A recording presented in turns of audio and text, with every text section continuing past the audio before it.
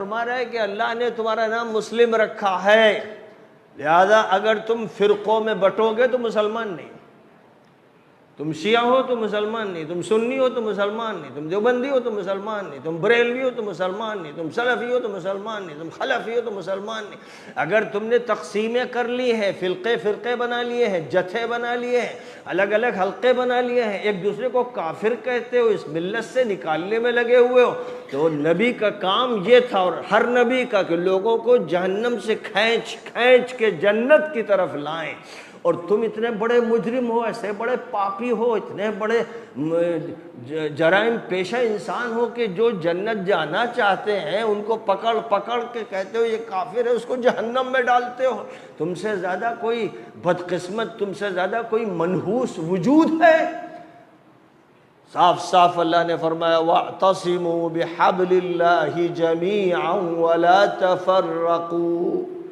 اللہ کی رسی کو سب لوگ مل کر مضبوطی سے تھام لو اور تفرقہ مت پیدا کرو، تقسیم مت کرو، فرقے مت بناؤ، جتھے اور حلقے مت بناؤ، پارٹیاں مت بناؤ۔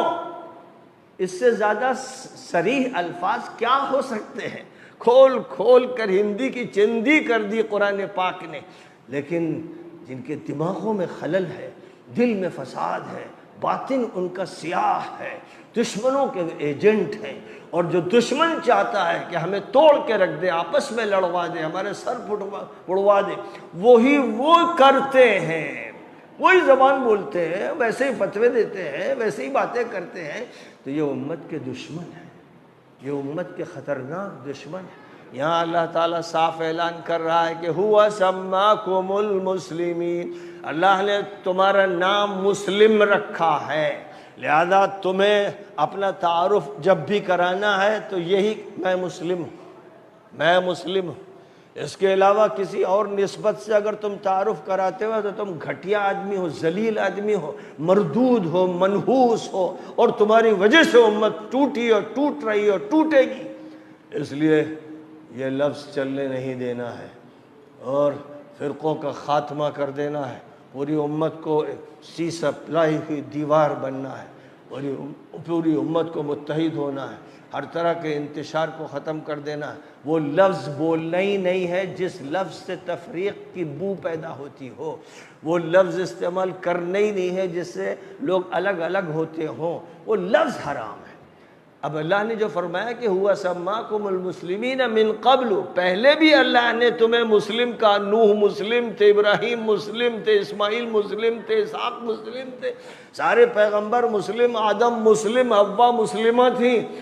اسلام ہی ہے جو اس کائنات کا مذہب ہے، آسمان مسلم ہے، قمر اور شمس مسلم ہے، جتنے ستارے اور سیارے ہیں وہ مسلم ہیں، سب اللہ کے حکم کے سامنے جھکے ہوئے اور اللہ کا کام کر رہے ہیں۔ تو اے انسان،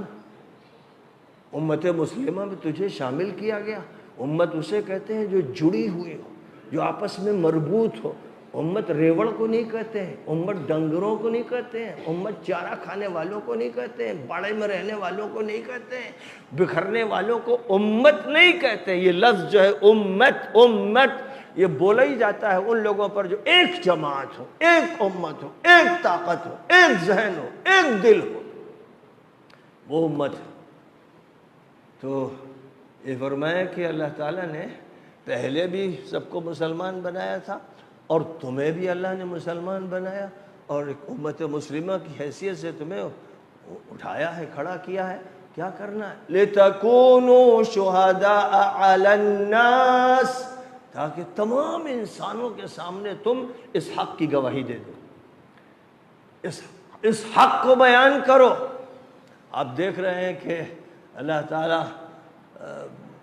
نبیوں کا تذکرہ کرتا ہے اور نبیوں کے دشمنوں کا تذکرہ کرتا ہے۔ موسیٰ کا ذکر ہے تو فرعون کا ذکر ہے، ابراہیم کا ذکر ہے تو نمرود کا ذکر ہے، محمد عربی علیہ السلام کا ذکر ہے تو ابو لہب کا ذکر ہے، ابو جہل کی طرف اشارے کیے گئے ہیں، نام لیے بغیر اس کا تذکرہ کیا گیا ہے۔ تو یہ اللہ کا طریقہ کار ہے، قرآن کا یہ انداز ہے۔ آج کا فرعون امریکہ کا ٹرمپ ہے، اسرائیل کا نتنیاہو اس کا چیلا چپاٹا مجرم خبیث ہے، ملعون ہے۔ اور جو ان کے ساتھ ہیں، جو ٹرمپ کا دوست ہے، اس کے ماتحت ہے، اس کی بات مانتا ہے، اس کے بورڈ آف پیس میں شامل ہے، اور جس نے اس کو لاکھوں کروڑوں ڈالر دیے اور جہاز دیا، اور جنہوں نے اپنی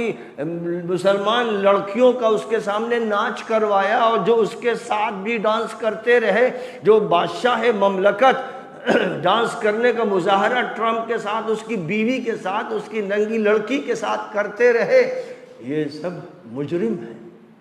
مجرم ہیں۔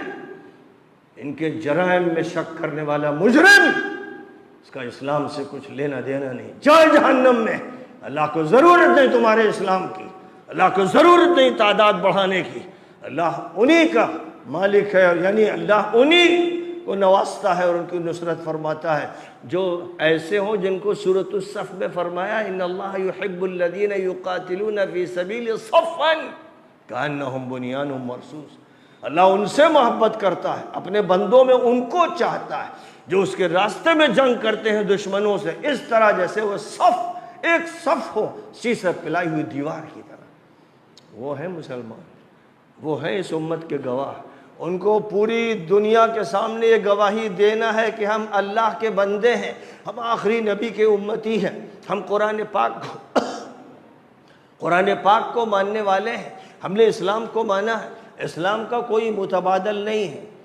شریعت کا کوئی متبادل نہیں ہے، ہمارا کوئی تشخص نہیں ہے۔ آپ دیکھ رہے ہیں اس وقت کہ ملعون ٹرمپ دنیا کا کتا، خبیث سور، اس کے لیے بڑے سے بڑے سخت سے سخت الفاظ بھی کم ہیں، لغت فیل ہو جاتی ہے اس مجرم کے تذکروں کا کہ وہ فحاش بھی ہے، عیاش بھی ہے، زانی بھی ہے، ہر طرح کے جرائم میں ملوث ہے۔ وہ اس فائل میں، ایبسٹین کی فائل میں اتنی مرتبہ ذکر کیا گیا ہے کہ کسی کا تذکرہ اتنا نہیں ہے اس فائل میں جس میں یہ ذکر ہے کہ وہ بچوں کو لے کر ان کے ساتھ بدفعلی کر کے انہیں قتل کر کے ان کا گوشت کھاتے تھے۔ سوچ سکتے ہیں آپ، اتنے بڑے مجرم دنیا کے حاکم ہیں، وہ سپر حاکم بنے ہوئے ہیں اور امریکہ کی سپر پاور کے مظاہرے کر رہے ہیں۔ اللہ تعالیٰ کی ڈھیل کتنی ہوتی ہے۔ ایک طویل عرصے سے یہ مجرم، یہ خبیث، یہ ملعون مسلط ہیں، اور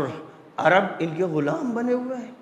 جزیرۃ العرب ان کے حوالے کر دیا گیا ہے۔ ان کے فوجی اڈے، صہیونی اور صلیبی فوجی اڈے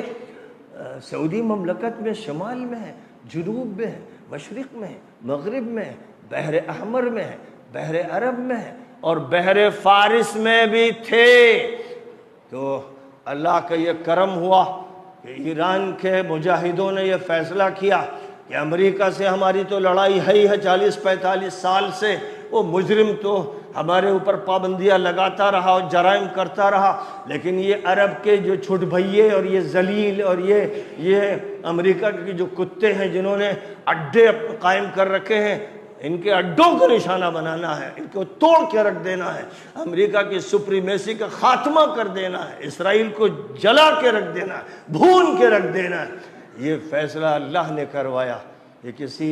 عام انسان کے بس کا فیصلہ تھا نہیں، لیکن اللہ توفیق جس کو چاہے دے دے۔